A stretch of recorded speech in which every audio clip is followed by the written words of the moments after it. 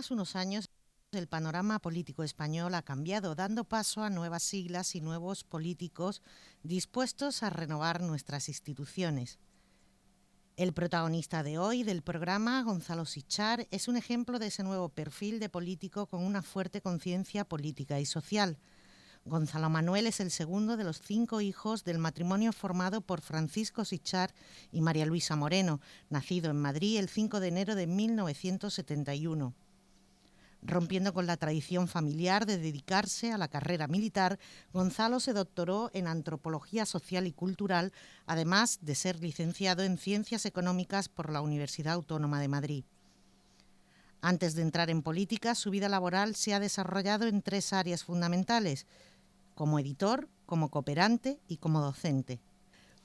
Como editor ha sido director de la editorial Cefa y La Última Línea. Como cooperante ha trabajado en derechos humanos y cooperación al desarrollo en Centroamérica y Sudamérica, especialmente en Guatemala.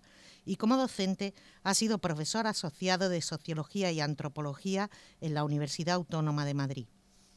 Gonzalo vino por primera vez a Málaga en el año 2005 durante la feria y le gustó tanto que decidió repetir al año siguiente. Fue entonces cuando conoció a Benita, con la que se casó en 2007 y con la que tiene a la pequeña Carmela. Actualmente es portavoz de Ciudadanos en la Diputación y concejal del Ayuntamiento.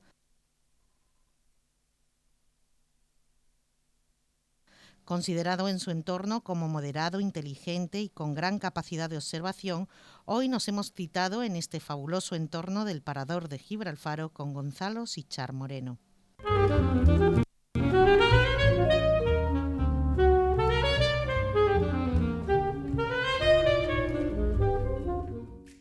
¿Sabe por qué o por quién le pusieron el nombre de Gonzalo? Por un tío mío, un tío abuelo mío que era soltero y le ofrecieron ser mi padrino, pero le parecía que era muchísima responsabilidad, declinó, pero le dejaron con mi nombre. El nombre quedó. Sí. ¿Un recuerdo de su infancia?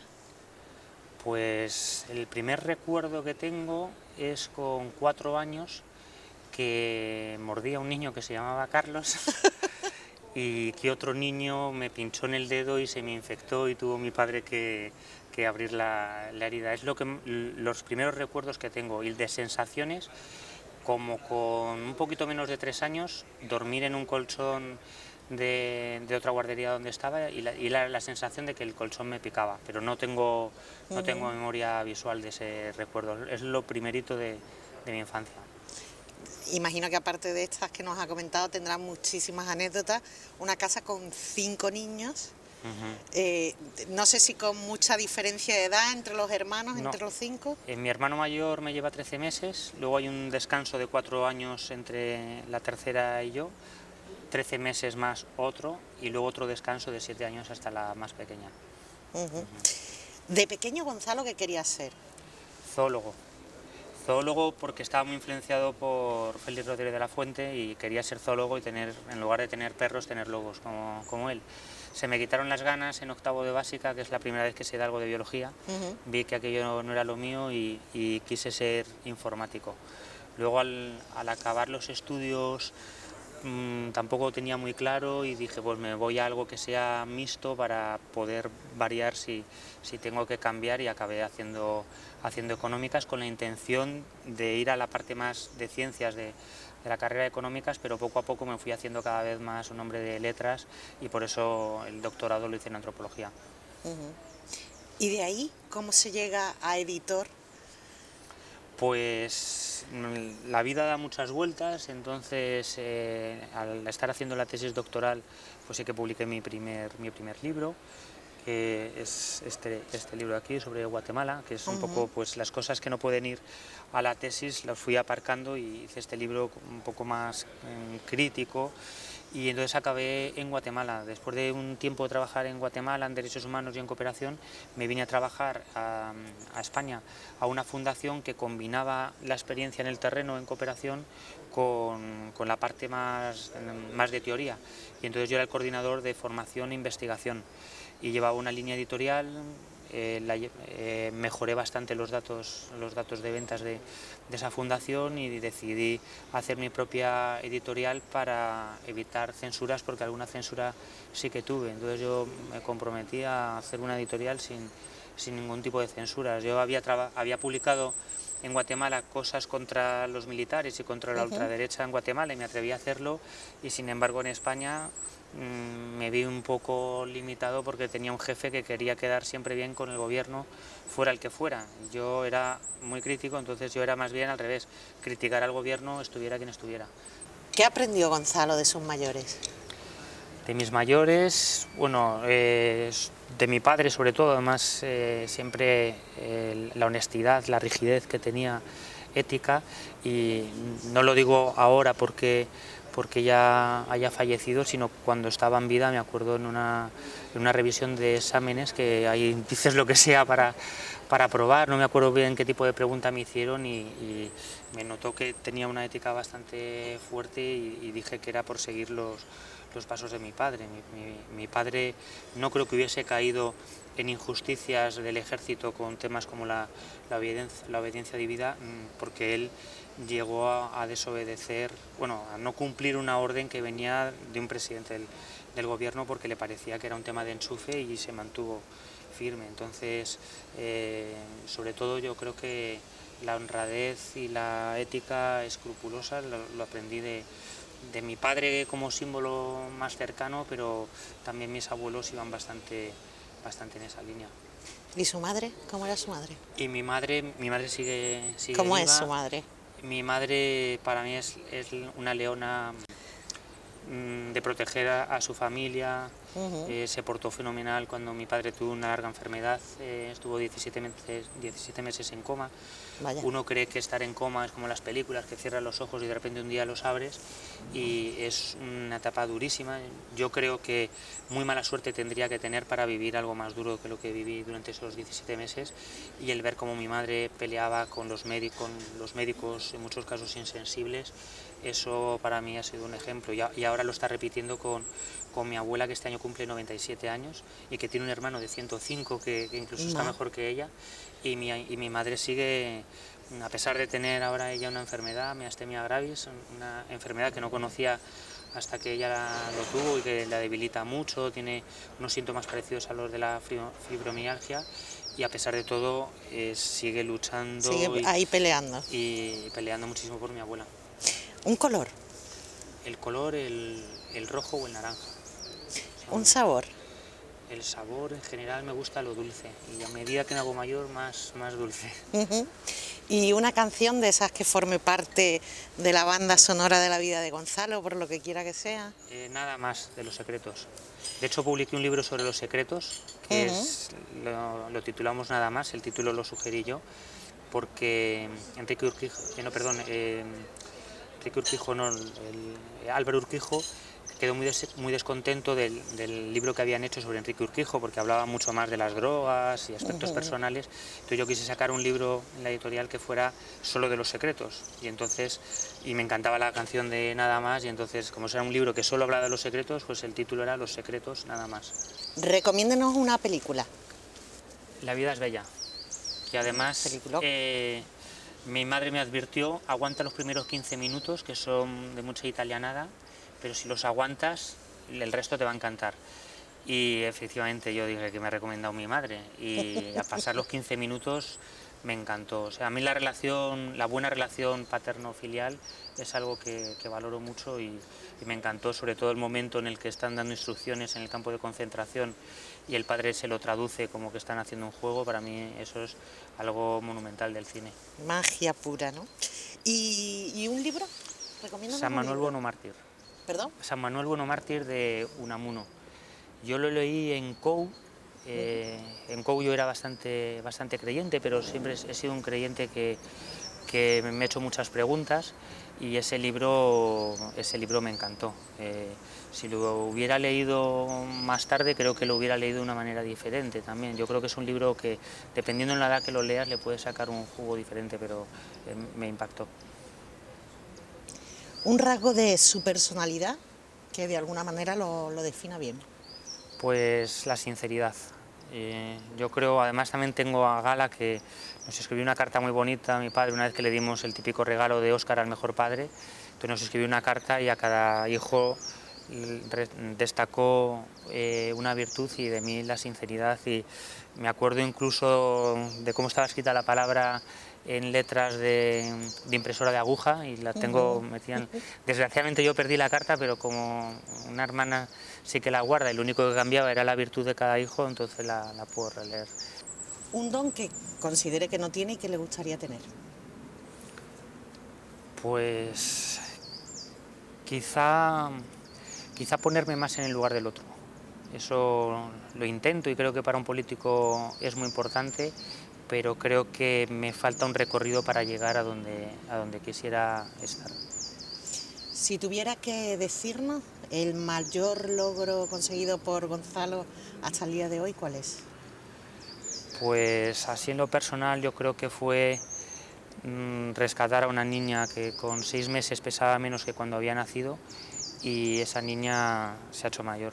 Es una niña que conocí en Guatemala y que cuando se iba a ir uno de los médicos del mundo me dijo: por favor, atiende a esa familia que es muy delicada, y yo cuando vi que esa niña empezó a ganar peso y bueno, ahora es una niña que debe tener ahora ya 20 años o así, porque el tiempo pasa volando, 20, 25 años, pues, y era una niña que cuando la conocí estaba moribunda. ¿Hay algo que le quite el sueño a Gonzalo o no? ¿O cuando dice de dormir es a dormir? Ya es más un tema de edad, que yo creo que con cierta edad es difícil dormir las 8 horas, pero los problemas normalmente lo que hago es que sueño con ellos, pero entonces sigo durmiendo. ¿Hay algún deseo por cumplir pendiente? Yo en eso soy bastante según me viene la vida, entonces creo que además he sido bastante afortunado en general, y quizá viajar más. Sé que me gustaría viajar más, además he viajado mucho por América, pero en cambio por Europa menos, pues quizá viajar más por Europa. ¿Compartiría con nosotros el mejor y el peor día que ha vivido? El mejor el nacimiento de mi hija.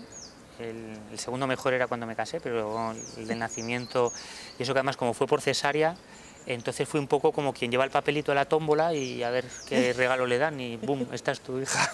Entonces de primeras me quedé un poco así, pero es una experiencia tremenda. A mí me han gustado mucho los niños, pero la verdad que no quería ser padre durante bastante periodo de mi vida, y mi madre siempre me decía que no sabía lo que me estaba perdiendo y tal. Yo pensaba, son exageraciones, y no, la verdad la experiencia de ser padre es lo mejor. Y los 2 peores momentos de mi vida, o los 3, cuando mi padre le dio el infarto y se quedó en coma, después cuando murió, y también muy fuerte fue estar en Madrid 25 días después de volver de Guatemala y enterarme que el ejército entró en mi aldea y asesinó a 11 personas y dejó 27 heridos. Si Gonzalo tuviera la capacidad de erradicar algo en el planeta, ¿qué le gustaría? Pues la violencia de unos contra otros. Yo creo que casi todos los males están hechos por el ser humano. O sea, tanta situación de trata de mujeres, niños esclavizados, víctimas de la droga, etcétera, etcétera, es todo creado por hombres. Incluso las catástrofes naturales son siempre de distinto calibre, y no hay que medir la escala Richter del terremoto, sino hay que ver si son pobres o no, porque lo mismo que pasa en Japón, si pasa en Bangladesh, pues el número de víctimas va a ser muy diferente. Entonces la maldad viene del ser humano. Un personaje de la historia que por lo que quiera que sea le resulte especialmente atractivo. Yo soy poco de líderes, la verdad, incluso de mis propios líderes. No cultivo el líder hacia nadie, y ni siquiera, por supuesto, Albert Rivera. Entonces me cuesta, ¿no? Pero hay personas que creo que sí que han sembrado bastante en este mundo, y uno de ellos, el personaje histórico, digo, Jesús, porque me parece que fue muy revolucionario en su tiempo. Y la pega es que muchas veces de semillas revolucionarias aparecen estructuras muy conservadoras. Vamos a pedirle a Gonzalo que imagine que encuentra la famosa máquina del tiempo que le permite viajar o al pasado o al futuro. ¿Hacia dónde le gustaría ir? Hacia el pasado. a mí los años 30, lástima de la guerra civil, pero esa época de las tertulias, la gente que hablaba elegante, que tenía muchos códigos de honor entre adversarios políticos e incluso hasta enemigos, yo creo que la pena que no hubieran sabido evitar una guerra civil, pero esa época de las tertulias en los cafés, esa época me gusta bastante. ¿A qué le gusta dedicar su tiempo libre? Pues hacer algo de deporte, ya sin estar demasiado en forma, pues le doy al pádel y de vez en cuando al fútbol, pero eso me gusta, y luego también con la familia, que ahora acostumbrándonos a tener una niña tan pequeñita que te limita un poco ciertas actividades, pero por ejemplo desde muy pequeñita, con meses, íbamos mucho al cuentacuentos de libritos.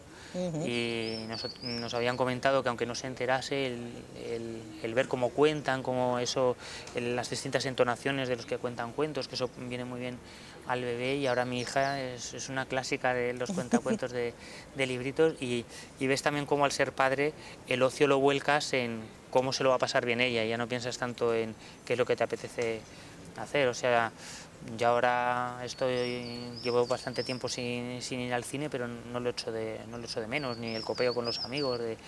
Ahora sé que es esta etapa también muy bonita, y no echo en falta lo otro. ¿Hay algo que le gustaría aprender? Me gustaría que se me diesen mejor los idiomas. Yo he estudiado inglés y quechí. Cuando estudiaba quechí, además me gustaba más, iba a clase de quechí, saliendo de quechí, que es uno de los idiomas mayas que se hablan en Guatemala, iba a clases de inglés. Las de inglés las abandoné y en las de quechí continué, porque es que cuando estás aprendiendo un idioma es muy gratificante, que subes rápido, pero luego llegas al eterno nivel intermedio y ahí no se sale. Entonces me hubiera gustado tener mucha más facilidad para los idiomas, y además en cuanto lo dejas un poco pierdes mucho, y es muy fácil perder idioma y muy difícil ganarlo. ¿Quién diría que es la persona que mejor le conoce? Pues yo creo que en distintas facetas, mi madre y mi mujer. ¿Qué le pone de buen humor? Pues la risa en general, o sea, ver que la gente se alegre, ver que, por ejemplo, en el ambiente de trabajo, es muy fácil tener buen ambiente de trabajo, y desgraciadamente hay muchos lugares que el ambiente es malo, y creo que es muy sencillo, y cuando estás en un buen ambiente es que las risas salen solas, y la risa es muy sana además. ¿Cómo son las vacaciones ideales de Gonzalo? Para mí viajar, y además a mí me gusta viajar, pero no de ir a muchos sitios de ver turísticos, sino lo que me encantaba cuando era profesor, que podía gozar de 2 meses de vacaciones, pues irte a un sitio y empaparte. Empaparte O sea, de ese sitio, de sus costumbres. yo, por ejemplo, tardé, no me acuerdo cuánto, pero desde luego más de un año en hacer turismo interior en Guatemala, porque lo que me gustaba era estar en las aldeas y vivirlo. Ahora sé que eso no lo puedo hacer, entonces tiene que ser un turismo más comprimido, pero me gusta viajar. Pues ya que le gusta viajar, 3 lugares que le gustaría conocer. Me encantaría Viena, Ujú. me encantaría Londres, y también me gustaría ir a la India. A la India, porque es la parte de Asia que más me atrae. Además yo me metí en temas de cooperación porque el primer contacto que tuve fue que apadriné a una niña a través de una ONG, y la niña era de la India, y además a los 3 meses la niña murió por una diarrea, y eso fue lo que me impactó mucho. Yo por entonces era lo único que había hecho relacionado con cooperación, y dije que por una diarrea muera alguien en el siglo XX. Y entonces me involucró muchísimo. Entonces me gustaría conocer el lugar donde puso la semilla de mi preocupación por la cooperación al desarrollo. Antes nos ha dicho que cree en Dios. Creía. Ya no cree en Dios. Ahora soy agnóstico en el sentido estricto de la palabra, porque hay algunos que dicen que son agnósticos porque les da vergüenza decir que son ateos. Yo soy agnóstico porque estoy en un 50%, creo que en un 50% de posibilidades de que exista Dios como de que no exista. Entonces no aseguro categóricamente ni que existe ni que no existe.